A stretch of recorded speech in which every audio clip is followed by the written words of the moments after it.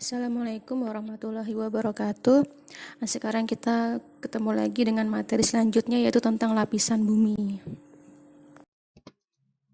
Bumi merupakan planet yang ada di tata surya dan satu-satunya yang sempurna untuk hunian makhluk hidup. Sebagian besar dari planet ini berisi pasir, debu, tanah, dan bebatuan. Bumi merupakan planet yang sangat pas dihuni oleh makhluk hidup karena mempunyai semua elemen yang dibutuhkan untuk menunjang kehidupan makhluk hidup. Pada bab ini kita akan membahas tentang lapisan bumi. Tujuan pembelajaran yang pertama, siswa dapat menjelaskan lapisan bumi dan menggolongkan karakteristik lapisan penyusun bumi. Yang kedua, siswa dapat mengomunikasikan upaya pengurangan resiko dan dampak bencana alam serta tindakan penyelamatan diri pada saat terjadi bencana alam. Struktur bumi. Struktur bumi diantaranya terdiri dari banyak material seperti jenis batuan, tanah, serta air yang semuanya itu membentuk planet bumi yang sekarang kita tempati. Lapisan terdalam bumi membentuk inti bumi. Inti bumi terbentuk dari materi bertekanan sangat tinggi yang tersusun dari mineral cair dengan suhu mendekati suhu permukaan matahari, yaitu sekitar 6.000 derajat Celcius. Inti bumi terbagi menjadi dua, yaitu inti luar bumi yang berupa cairan dan inti dalam bumi yang berupa material padat. Inti bumi mempunyai suhu yang tinggi, sehingga magma berupa cairan panas yang akan mencari celah untuk keluar dari dalam bumi. Lapisan kedua dari dalam bumi adalah lapisan selimut atau selubung bumi atau mantel bumi. Suhu pada lapisan ini diperkirakan sekitar 3.000 derajat Celcius. Lapisan ini terdiri atas 3 bagian, yaitu litosfer, astenosfer, dan mesosfer. Yang pertama yaitu litosfer. Litosfer merupakan lapisan selimut bumi yang paling atas dengan ketebalan 50-100 km, mengandung silisium dan aluminium berbentuk padat. Litosfer bersama kerak bumi sering dinamakan lempeng litosfer. Di dalam litosfer terdapat lebih dari 2.000 mineral dan hanya 20 mineral yang terdapat dalam batuan. Selanjutnya yaitu astenosfer, merupakan lapisan di bawah litosfer dengan ketebalan 130-160 km. Lapisan ini berbentuk cairan kental, mengandung silisium, aluminium, dan magnesium. Yang ketiga yaitu mesosfer, merupakan lapisan yang tebalnya 2.400 sampai 2.750 km. Lapisan ini mengandung silisium dan magnesium. Lapisan ketiga adalah kerak bumi. Lapisan ini mencapai 70 km dan merupakan lapisan tanah dan bebatuan.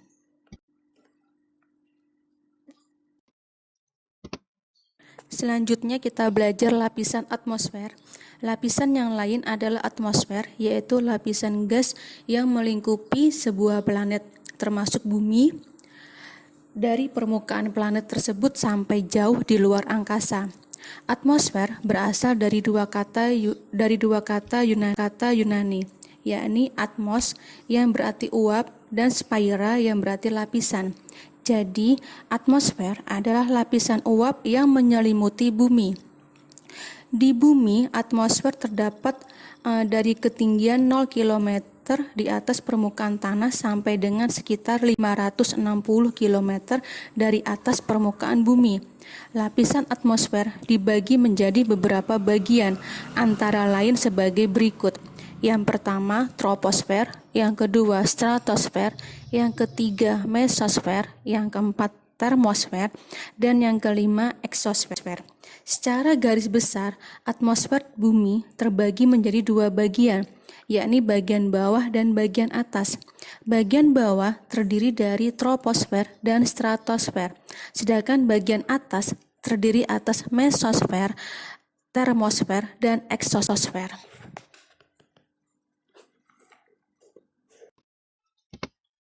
Yang pertama kita belajar troposfer.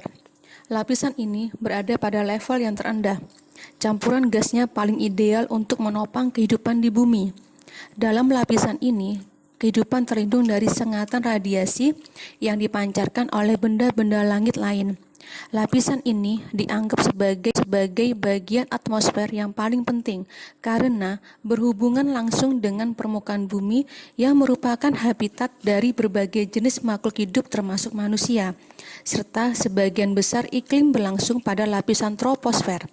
Sebagian besar bagian troposfer terbentuk uap air dan 75% terdiri atas gas-gas atmosfer. Troposfer merupakan tempat berlangsungnya sistem bumi seperti hujan, angin, salju, dan awan. Yang kedua yaitu stratosfer. Pada lapisan ini, angin sangat kencang terjadi dengan pola aliran yang tertentu. Di sini juga tempat terbangnya pesawat. Awan tinggi jenis cirrus kadang-kadang terjadi di lapisan paling bawah, namun tidak ada pola cuaca yang signifikan yang terjadi pada lapisan ini. Dari bagian tengah stratosfer ke atas, pola suhunya berubah menjadi semakin bertambah semakin naik. Karena bertambahnya lapisan dengan konsentrasi ozon yang bertambah, lapisan ozon ini menyerap radiasi ultraviolet. Lapisan stratosfer memiliki sedikit awan, namun tidak ada aktivitas cuaca sehingga tidak mengganggu penerbangan. Yang ketiga yaitu mesosfer. Saat melihat fenomena meteor, kita akan menyaksikan bahwa seolah-olah meteor tersebut melintasi bumi dan kemudian hilang. Namun, yang sebenarnya terjadi adalah meteor sedang menuju bumi, akan tetapi meteor tersebut terbakar habis oleh atmosfer. Dengan demikian, terlihat seolah-olah meteor tersebut melintasi bumi. Lapisan atmosfer yang membakar habis meteor tersebut adalah mesosfer. Lapisan mesosfer terletak pada ketinggian 50-85 km dpl.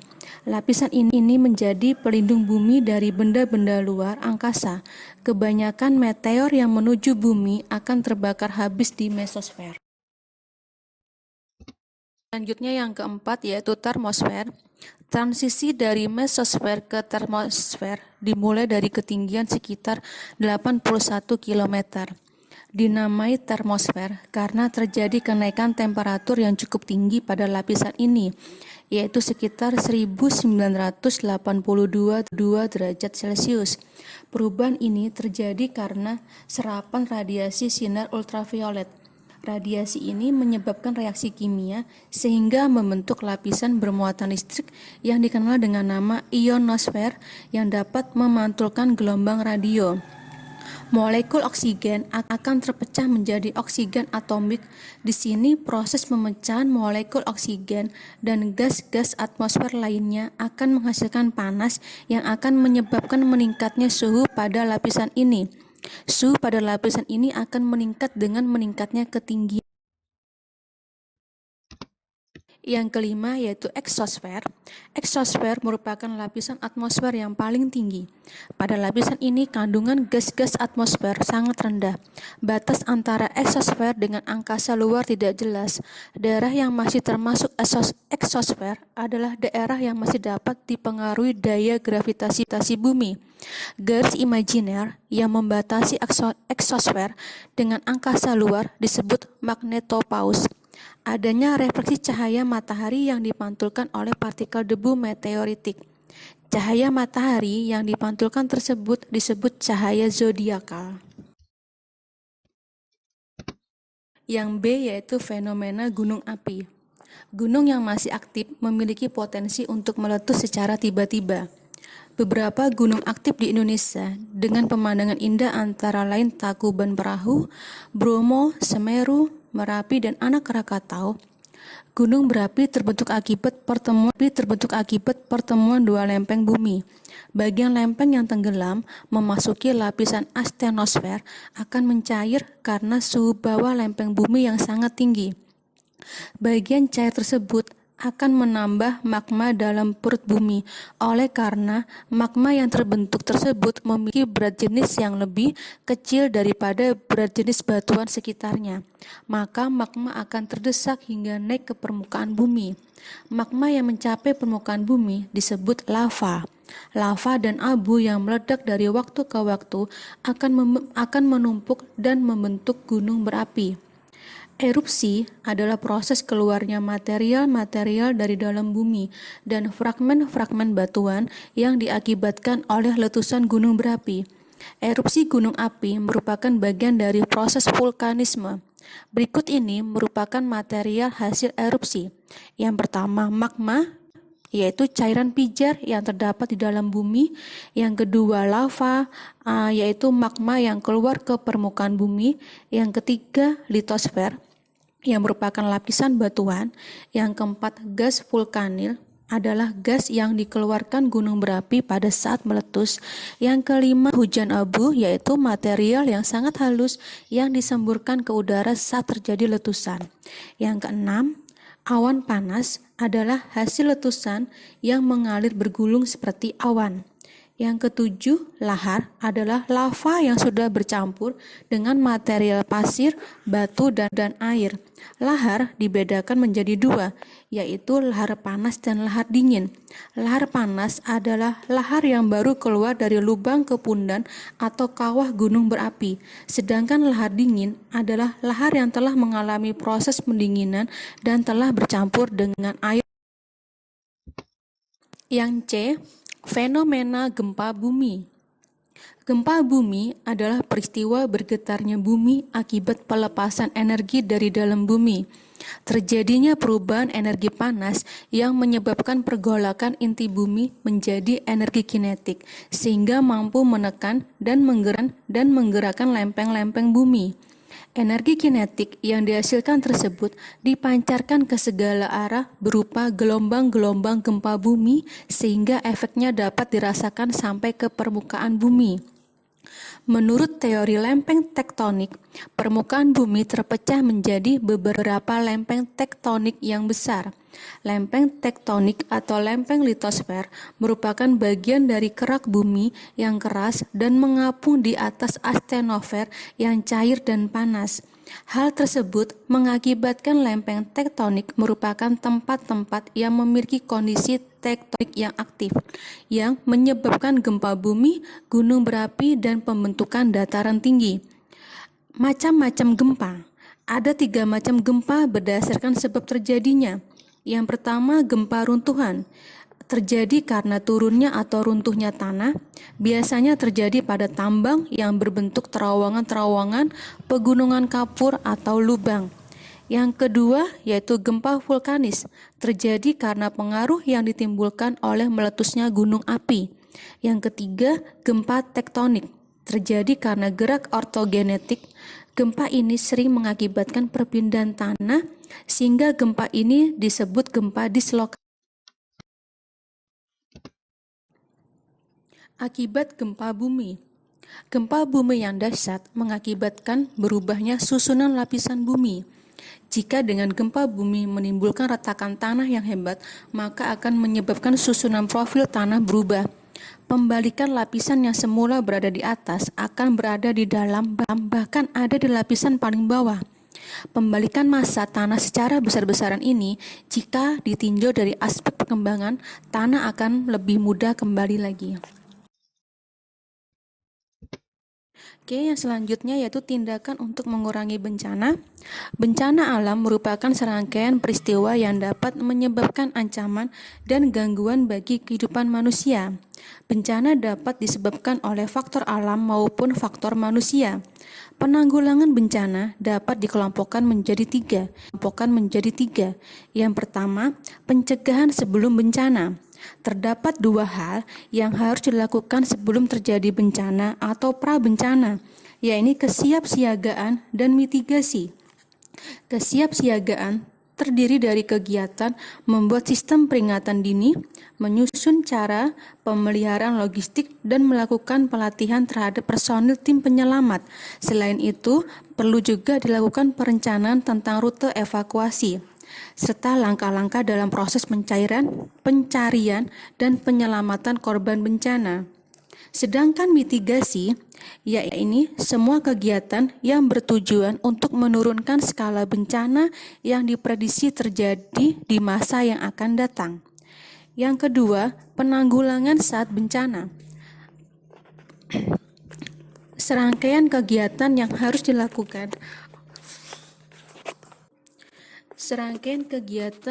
dilakukan oleh tim penyelamat di sini meliputi menyelamatkan dan mengevakuasi korban serta harta bendanya termasuk binatang ternak atau peliharaan, memenuhi kebutuhan dasar korban bencana, memberikan perlindungan, pengurusan pengungsi, serta menyelamatkan dan memperbaiki prasarana. Yang ketiga, penanggulangan sesudah terjadinya bencana. Di sini kegiatan pasca bencana dapat dibedakan menjadi dua, yaitu rehabilitasi dan rekonstruksi. Rehabilitasi merupakan usaha untuk memperbaiki dan memulihkan semua bidang pelayanan publik sehingga dapat digunakan atau berfungsi kembali. Sedangkan rekonstruksi merupakan kegiatan yang dilakukan untuk membangun kembali semua sarana dan prasarana serta kelembagaan di daerah yang terkena bencana. Rekonstruksi ini dilakukan mulai dari tingkat pemerintahan sampai selanjutnya tugasnya, silakan kalian gambarlah lapisan bumi beserta keterangannya di kertas buku gambar ukuran A4. Saya akhiri, Assalamualaikum warahmatullahi wabarakatuh.